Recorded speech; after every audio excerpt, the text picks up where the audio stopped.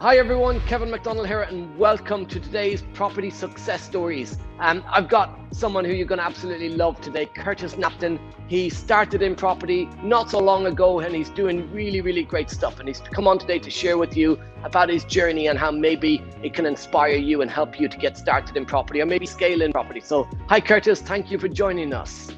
Kevin, appreciate you being here, mate. So Curtis, for anyone who doesn't know you, never maybe met you before, can you tell us a little bit about what you were doing before you got into property? So I guess what was life like? What were you working at? What were you up to? Yeah, sure. So started life fairly humble. Always knew I wanted to be in construction. I come from a long line of chippies, and I was the odd one out that decided to become a bricklayer. But it's still in me. I do a lot of woodwork and stuff. So done the apprenticeship, went to college, that sort of scenario. Fairly typical outside of work, hanging out with mates, chasing girls, that sort of thing, as a young person does. But I spent about 4 years really learning my trades, really honing in my skills, and you know, jack of all trades, that sort of thing. But I really honed in on the sort of the brickwork, the woodwork, the groundworks, and was building a lot of houses and extensions for other people. And it done me really well for a long time. So just on that, Curtis, so a lot of people that be watching this will say to you, oh, it's okay for him. He was in construction. He knew how to do property. But is there a big difference between building a house for someone else and building a property business for yourself? 100%. I mean, it helps a lot. Don't get me wrong, because I have a lot of friends that are in the trade and that sort of, you know, transferable skills and all that stuff. But it's only part of the battle. You know, like most businesses, this is a people's game, isn't it? And it's as Rob and you guys would say, your network is your net worth, and it's all about having other people around you that know the stuff that you don't know, but also being humble enough to know that you don't know what you don't know as well. So what I did was I just sought out the stuff that I didn't know. I got really brutally honest with myself. I didn't know about the funding. I didn't know about securing a property. I didn't know about all the great stuff that they don't teach at school. So I sought out education through you guys, through mentorship, through coaching. I read every book that was out there, every webinar, seminar. I just went all in and just completely submerged myself in it. Yeah. A lot of people when they're starting out in property, they will be thinking, oh, it's, you know, that bit of, he had that transferable skill, but a lot of people don't have that. But actually, in fact, I meet a lot of people like you, Curtis, where the construction knowledge can sometimes hold you back a little bit, where you want to be on the tools all the time, working in the business instead of on the business. So I guess, do you still get stuck in? Do you still do the actual work, or are you now have you found it difficult to get away from the tools and work on the business? So yeah, I've gone through a few changes. Initially, after getting all hyped up with the books and seminars, I was like, oh great, I'm off the tools, I don't need to do it anymore. Tried that for a bit, and honestly it didn't work for me. I'm very hands-on. I like leading people to get the best out of them, and sometimes you have to lead from the front, sometimes you have to lead from the back. So I tried leading from the back for a long time, but honestly sometimes there's days on site where you just need to muck in, and I really enjoy it. And it just, even though I'm not always one of the lads, the lads kind of still see me as kind of one of the lads, and it just helps building that rapport. So when I ask them to do something, it's not I'm doing it for the boss, it's I'm doing it for someone that's next to me that's also getting dirty and working hard. And you just can build up a rapport. And people, that's how you lead people. You know, you can't manage people, you manage things. But if you want to ask someone to do something, it's better when they've known that you've come from where they are, if that makes sense. Yeah. So yeah, very much on the tools every now and then. Yeah. Do you think if somebody, let's say somebody has been working in an office job, admin position in the city, they've never picked up a trowel or a lump hammer, the builder's favorite tool. They've never picked up a sledgehammer. No, they've never picked up any tools whatsoever. Do you think that they are at a disadvantage? Do you think they can still do it? If somebody's listening to this thinking, you know what, I've no understanding of construction, I'm not one of the lads, I can't help the team out, I wouldn't even know where to get stuck in if I could get stuck in. Do you think they still have an opportunity in property? 100%. I mean, if you've talked to anybody in the past and built up any sort of relationship with any other human being, you'll be fine, because this is a people's game. Yes, I've been in construction and I know how to build a house, but you can easily build rapport with someone that's like myself or anyone that's built a house and team up with them. You know, all you've got to do is form that relationship with someone. And as soon as you form that relationship with someone that's built a house or done what you want to do, well, then you can work together. You don't have to do everything. You know, it goes back to what you said earlier about always being on the tools. Well, yeah, you could do that, but you know, you'll be constantly working in the business, not on the business, and that's where you need to, you know, work with other people that have skills that you don't. It's about getting that balance, I guess. Now, you said something else very, very interesting, Curtis. Is you know, all your life you've been you're interested in construction and stuff. Yeah. I'm looking at you right now, and you look like you're 12, so maybe 14. So what age are you? I'm 33. You're 33. Okay, so you're 33, looking 12. But how long? So have you always worked like from when you left school in construction? Yes, yes. So from 15, 16, I've been all the way through. Yeah, all the way through. And then how long since you've started doing property? I've been in property about started the learning process that we talked about earlier, the books, the webinars, progressive courses. Probably about 6 years ago, maybe seven, like between 6 to 7. So deciding that you're going to build a property business, the learning, the coaching, etc. About six, 7 years. So over that period of time, obviously you've done quite well in property, but I don't want to go, I'll talk in a while a little bit about the results you're doing, the things you're up to, but let's go back sort of 6, 7 years. Yeah. You're 33 at the moment. You started say 16, 17 in construction. So that's like that's 10, 13, 16, 17 years ago. So you spend about 10 years on the tools doing it for other people. What made you go from, you know what, I'm doing this for other people, I should be doing it for myself? What was that sort of moment that made you think I need to make a change?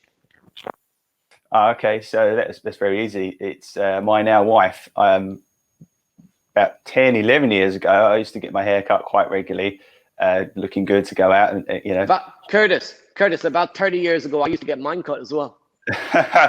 Well, I've still got mine, luckily enough. Years to come, might look as handsome as yourself with no hair. Yeah. Yeah, I used to get a haircut every 2 weeks and to try and chase the other girlies and all that stuff. But there was this one hairdresser at the particular barbers I went to, and to me, she was the most good-looking person I've ever seen, and everyone else thought so. She was always the hot hairdresser that everyone wanted to go out with, but I never had the sort of guts to go and ask her out. And I was that cheeky chappy that eventually did ask her out, and I eventually started getting my hair cut every week just to try and spend a bit more time with her. But yeah, as far as I'm concerned, she had seen. You were going in for haircuts every day, weren't you? Literally, it hadn't even grown. Every week I was just in there, like, oh, I'll have a haircut, and like I'd purposely wait for her. Like, even there's plenty of other people it's like that could cut my hair. I was like, oh no, I want to go with her, Kate, her name is, and yeah, so that's how I started to sort of see her and work my magic, and she was the most interesting person I've ever met. I'd come from a very rural area where not much goes on. I was just building houses for other people. You know, things were quite sort of vanilla. And she'd been all over the world. She worked all over the world, owned businesses herself. I was like, she's incredible. So, fairly long story cut short, we started going out. We got married, started having children, got 2 beautiful girls, Jasmine and Indigo. And everything was great. We had a fairly nice house.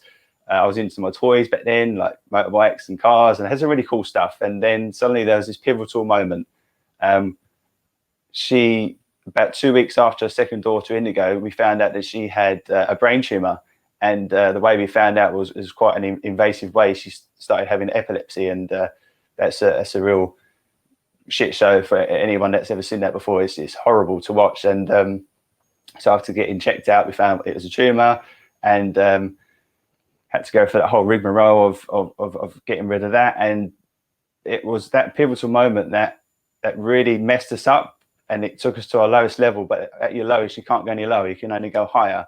So what I mean by that is I was trading time for money, like, you know, most people do, building houses for other people. But when suddenly you got 2 children, an ill wife, and you can't work anymore, it just fell apart for us. We lost the house, the toys went. I was having more and more time off work, and in the end, we ended up, our last sort of few £1,000s, we bought a caravan on a caravan site, and you know, very low overheads there. So we just moved in out of the house into this caravan and just started again, really. And I just thought to myself, how on earth can I still provide for my family, my daughters, my wife, my mum at the time as well? She was very ill, and not have to trade time for money. And then I read a book one day called Rich Dad Poor Dad, and just how basic and simple that very is. Just the, you know, assets in, liabilities out. I just thought, this is it. And that's when I started really consuming knowledge at a very obsessed rate. I was reading every book, attending every seminar, courses, anything like the free stuff, anything I can get my hands on at the time, and just slowly started working my way through. And that was our pivotal moment into property. That's got to be like a really, really difficult experience. I've no idea what that could have felt like, and I hope I don't know. But for many people who are listening, and many of our audience, they will have experienced similar to that. And for a lot of people I meet, they talk about the sort of the life-changing moment, the pivotal moment. So what was the sort of, you started reading books, you started doing stuff. What was the sort of then the first sort of property deal that you did, to get, first of all, I guess obviously you said like to get over that, so she's all okay now? Is she, everything's like, everything's okay now? Yeah. So it took a long time, but we're okay now. Yeah, thank you. And then, so I knew that, but just for the audience, make sure the audience do as well. So moving forward from that, you had you had this stuff going on. The whole world changes around you. You decide you're going to make a change. Obviously, property, I guess many people say, well, why property? Why not something else? But I guess the reason for property was that because you were already sort of in it, but doing it for other people. It was an easy transfer. What was your thought? Why did you choose property as the asset class over maybe, you know, stocks and shares or something else? Okay, so for me, property was more of a sideways movement. I thought I'm building houses for other people. It just made sense that, okay, maybe I could build a house for myself, or build a house for someone and do some sort of joint venture with them. Like I was very young and naive in the property world, and I was learning all these different sort of strategies, and I was just trying to find my feet as to what worked for me. And what sort of, there's loads of different property strategies out there, from single let, buy to lets, houses in multiple occupations, serviced accommodation, commercial conversions. So what did you start off doing? What was the sort of the first deal? For me, I partnered up with my now ex-partner, business partner, I mean, but he was the opposite at the time it worked. He was the opposite to me. So he puts everybody and everything into a spreadsheet, and I just really am not that guy. I'm more hands-on, and it worked at the time. And so we teamed up, and HMO was the first thing we did. 8-bed HMO, straight in the deep end, and it was great. It was a great first deal because we bought it really cheap. It was a big townhouse in a seaside in Felixstowe, so like a seaside sort of resorty town, and it was massive, great big Victorian house, easy to split up, lots of natural light, and we bought it for like 232. And renovate it for about 70, and just remortgage it about 450. So great first project. Okay, so you bought it for 232. Yep. Plus some fees and stuff. I get you. So you're in for 240. You spent how much on the refurb? About 70, something like that. 70. So you're in at say 310ish, and you got it revalued at 450. Yeah. So over 100 grand of equity added, 140 odd grand of equity. All money out. Right. So that's better than a job, right? Yeah, 100%. That's when I knew. Like in theory, I heard the stories, I knew the sort of strategies behind it, but until you actually do it and you see the results, that's when you get like that light bulb moment. It's like this stuff works, and that was it for me. It's like property works. For a lot of people at the moment, you see them saying they're worried about a crash in the property market, or what if the market goes down? And what they're kind of focused on, I feel sometimes, is that they're trying to buy a 240 house for 240 when it can do nothing to it. But what you've actually done is, if when you take a property and you spend 310 in total and you make it worth 440, 450, even if the market drops from 440, 450 to 400, you're still up 90 grand. You're still up. So what would you say to anyone who's listening to this, that's sitting at home going, I'd love to get into property, but I'm going to wait for the crash. I'm going to wait for something to happen. What would you say to somebody who's got that sort of thought process? I love sayings and analogies, and I think the best one to suit that is the best time to plant a tree was 20 years ago. The second best time is now. I mean, property, when you get into it, the history of it, I think it was Doomsday's book was the first time they started, doing a writing about property. And actually, every 10 years, averagely it doubles.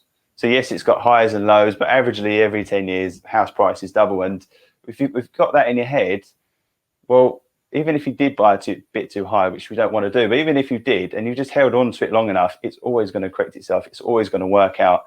It's the only asset class where every wealthy person in the world, even if they've got nothing to do with property primarily, they're hedged their bets with property. That they'll always have that within their assets. It's just amazing. I love it.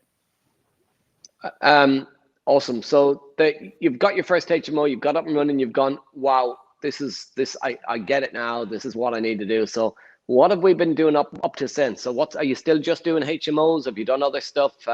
What sort of projects have you done? And what are you working on at the moment? So since then, we've no more HMOs, but moved on to developments, refurbs, like flat conversions, that sort of stuff, and just really expanding on my already skills. So yes, okay, I come from a construction. So when it came to the refurbishments and the developments, that was my bread and butter. And that's when I really went to work. Our biggest one, I suppose, today is we developed 4 houses. And at the time, I'd seen it. I'd been driving past it, one of those ones, driving past it and thinking that needs doing, and nothing was happening. And then eventually I went to speak with a vendor, realized that it's been on the market for nearly 3 years now. So if you know planning usually lapses after about 3 years. 2 people have gone in there and spent some money on it and tried to make it work and couldn't make it work, and they've gone. So I've managed to stumble across these people at the perfect time. Their planning was about to lapse. Other builders had tried it and buggered off. And I just thinking outside the box, I just knew I could help in a way. I didn't know at the time, but I just knew I could. And I sat down and thought about it. And what it was, there was a brook running through the gardens, and it put off these builders. They tried and it just didn't work. Even though they had planning for houses to be on this side of the brook, this brook still went through the gardens. And that put it off for them. And for me, I thought, you know what, this is actually what's going to sell these houses. I'm going to make a feature of this. So that was in my head. Even when it was a patch of dirt, I knew exactly what these houses were going to look like. I knew what I was going to do to get over the brook and how to make this a feature. So fairly typical semi-detached houses, but then I put a sud system driveway in, so basically collects all the water, rainwater on the outside. And then on the rear, I put composite decking with arch bridges going over the brook. So now we've turned this what was a deal killer for many into an actual feature.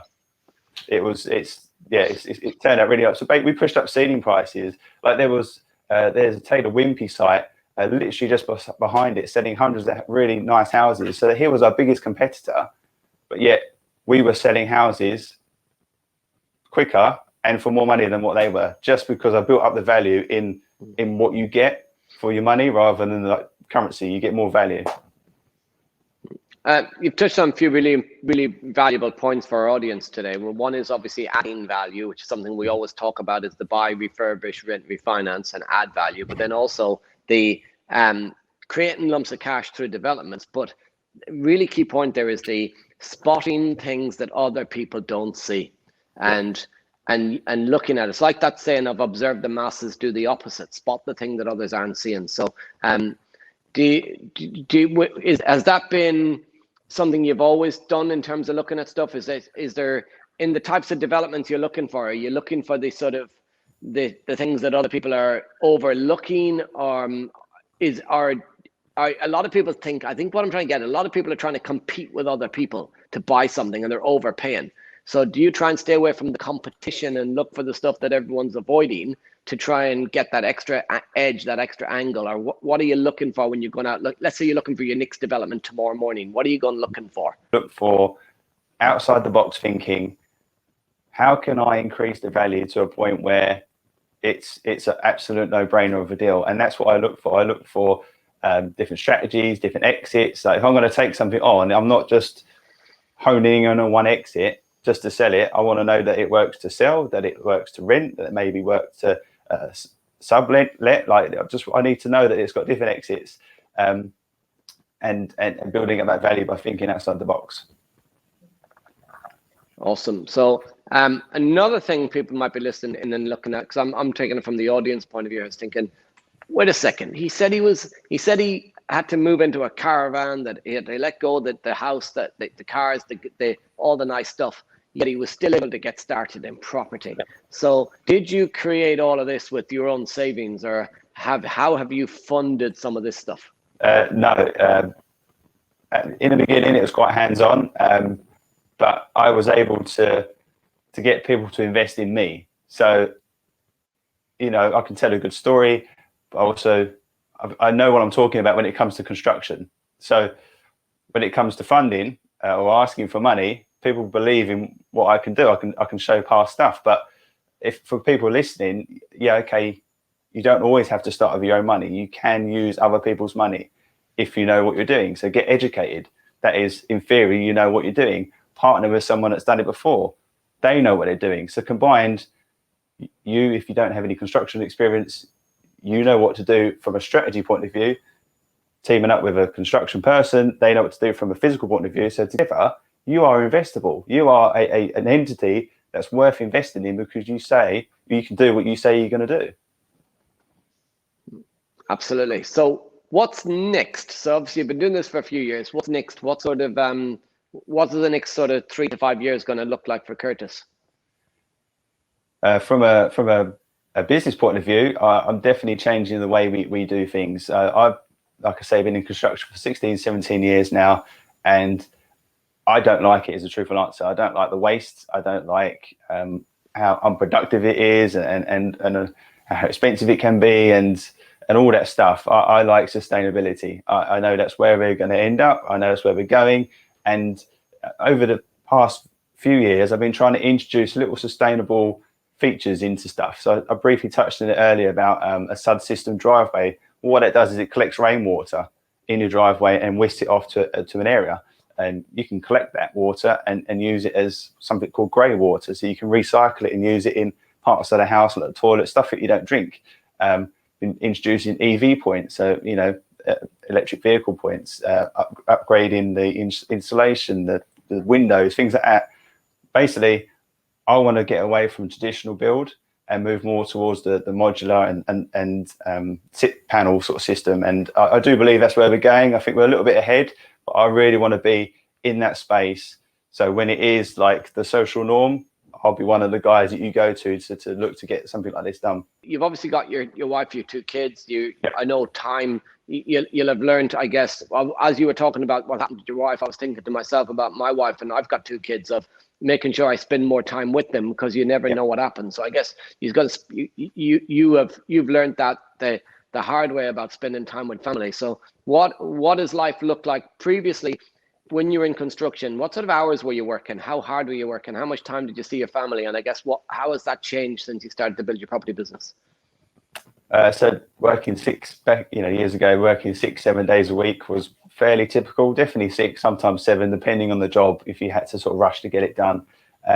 So seeing the family back then wasn't very often. I definitely wasn't blocking out time to see them. It was work came first, and then I kind of fitted them around. Well, I flip that now. It is, I book out time to see my family every day. It's an absolute must.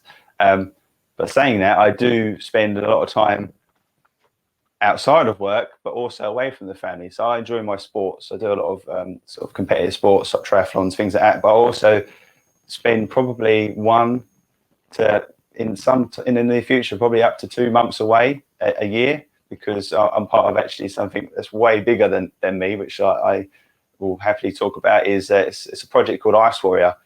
Basically, I've been training for quite a few years now to become a polar explorer, and our flagship expedition is to a place mankind has yet to reach, and it's the center of the Arctic Ocean. It's called the Pole of Inaccessibility, and I've been training to go there on a scientific expedition to try and understand why the sea ice is depleting so fast. And I've name dropped because I have to. I work alongside people like NASA, the NSIDC. So these are the big names when it comes to climate change. And what I do, me and the team, is we're going to go out there on foot. It's going to take us about 80 days, about 80 miles. We're going to take very basic raw data, bring it back, hand it over to the guys that can work the magic at NASA and the NSIDC and the Met Office and all these big names. And they're going to work out why the sea ice is depleting so fast and understand how climate change is affecting the area and actually come up with a game plan of what we can do about it. And the only reason I'm able to do that, spend that much amount of time away from family and work and that, is because of property. Because like Warren Buffett says, you're not going to get wealthy until you figure out how to make money whilst you sleep. And in property, you can definitely do that. I'm glad I did this interview with you now, because I'm guessing there's no Wi-Fi out there. No, but we are going to work alongside a telecoms company and get the first live transmission. So hopefully. Oh wow! When do you think? Obviously, this takes you're not just going to go there. You've said you've been building up to this to get ready for it for a while. I'm thinking if I started now, I wouldn't be ready for that if I was dead. So how long till you're actually going? What's the when will this be happening? It's been postponed for the past few years due to funding and COVID and things like that. So we have to get sponsorship. But the plans next time we attempt this is February. We have to go this time because it's sea ice. We have to go when it's the most rigid. So we leave February, end of February, March time. And so the next one is February, March. And then 80 days from then is when we arrive. Wow. And how big is the team? So it's actually split into 4 legs. Each leg is 20 days, and on each leg there is 17 members. And I'm actually very fortunate to be trained by a very famous explorer called Jim McNeil. He's the guy behind, the safety guy behind Frozen Planet, Human Planet, The Explorers, Captain America. All these big production companies will go to Jim to get their team out safely and bring them back. So he's always been that guy. He's always been that go-to guy. And I'm very fortunate that he trains me, and he's going to be on every single leg. And at the moment, I've got enough funding to do 1 leg. So if I can get more sponsorship, then I'll happily do the whole lot.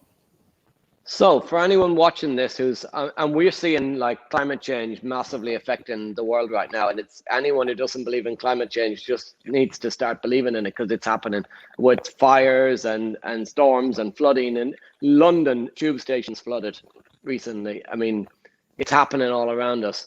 For anyone who wants to support this, who's looking to make a difference, who's looking to, give back, climate change is going to be a huge thing. How can you mention sponsorship and stuff? How can people reach out? How can they help it with this? How can they support it? Literally Google. We are all over the internet. Icewarrior.com is our main website. If you search my name, Curtis Napton, I'm all over Facebook. I've got a dedicated Facebook page called Curtis Walks on Thin Ice. Up there, on there, you'll see updates of the team, myself, where I'm going to be talking. I do a lot of talks for schools and colleges and work places, to help motivate people and then just educate people as to what we're actually up to. So just Google us, you'll find us. Awesome. So really powerful thing you're doing there. I can't wait to see it happen, especially if you can do some of it live. That would be awesome. So I'll be keeping an eye out for that myself. So the first property viewing in the Arctic. Yeah, you could actually buy you could build a house out there while you're there. No, probably not. Yeah, but, so property, you mentioned there, the property's allowed you to do this, so it's given you the time, the freedom to do this, to spend more time with your family. What would you say to anyone who's sort of listening to this thinking, they've got something like that they'd like to get involved in, that they've got a charity or a goal or an aspiration or something they want to achieve in their life, or just that they want to be able to spend more time with their family and choose to do what they want to do. Whatever walk of life they're in, whatever position they're at, what would you say to anyone who's thinking, can I do property? Can I start in property? Is now the right time? What would you say to them? I would say, I like the analogy I told you earlier, that put your mask on first before you put it on someone else. So I would say, if you've got these aspirations to do stuff, that's amazing, but you do need to sort your home life out first. And I learned that, I'd say the hard way, perhaps, silver linings and all that. But I learned that, you need money coming in, even when you may not be able to earn money if you're trading time for money, for instance. So I would definitely get that sorted out first. And I know for me, yourself, and plenty of other people on here, that property does that. Property allows you to have a bit of breathing room. Use that time to spend more time with family, or do those altruistic, like philanthropic things that you want to do, charity, sports, whatever. Like, it just gives you the time to go and do those things in a way that you won't do it half-assed, where you may have to try and do it around work. You can actually laser focus, get some really good stuff done. Awesome, Curtis. So, Curtis, really appreciate you coming on today. I know your time's valuable and you need to get practicing for that Arctic walk, but there's some absolute gold dust in today's interview for people who are listening, for audience. So I know they're going to absolutely love this, and they're going to be reaching out and supporting you on that challenge that you've got, because it is something that is really, really powerful what you're doing, and going to make a real massive difference. So, and it's great to see that your wife's, recovered. She's got through all of that stuff, and you've used it as that motivation to do something different with your life and live your dreams. So I've loved today's interview, really have. It's really inspiring for me as well as for other people who are listening in. So I just want to say thank you for joining us. And for everyone that's listening in, you've been listening to another progressive success story. I've been Kevin McDonald. He's been Curtis Napton. And thanks, guys. I'll see you next time. Cheers, Curtis. Cheers, guys. See ya. Bye.